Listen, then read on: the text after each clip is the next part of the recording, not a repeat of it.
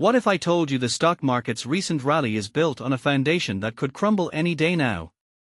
Let me explain why I'm watching Treasury yields like a hawk, and why you should too. Okay, so here's the deal: the Bank of Japan didn't raise rates like some expected.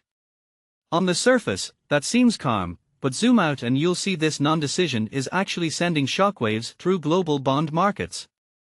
Treasury yields, that's basically how much the US government pays to borrow money, are spiking both here and in major economies. And that's a huge red flag for stocks.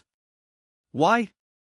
Because when borrowing costs jump unexpectedly, companies get nervous, investors get scared, and rallies fueled by cheap money start looking shaky.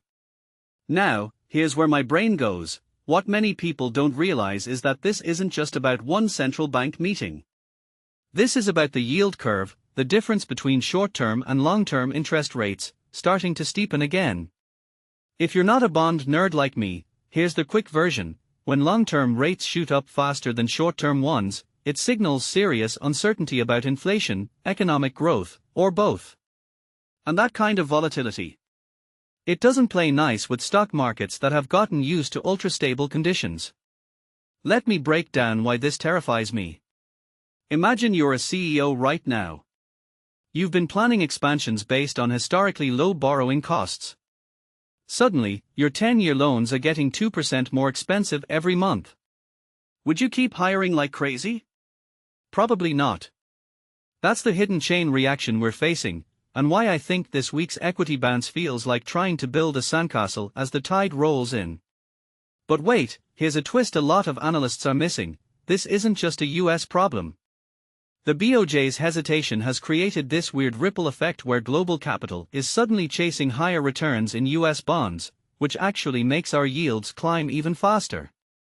It's like watching a game of monetary policy Jenga. One bank's inaction knocks out the supports for another country's market stability. If you take a step back and think about it, we're seeing the first real test of whether markets can handle a world where central banks aren't coordinated anymore.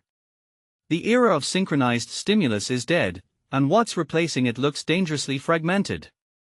That's why I keep coming back to this question: how many investors have actually stress-tested their portfolios against a scenario where bond yields keep racing higher while economic growth slows down?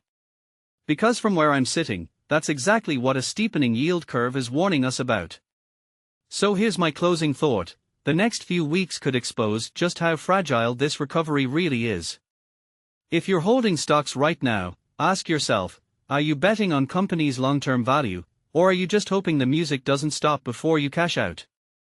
Because the yield curve's already playing a different tune.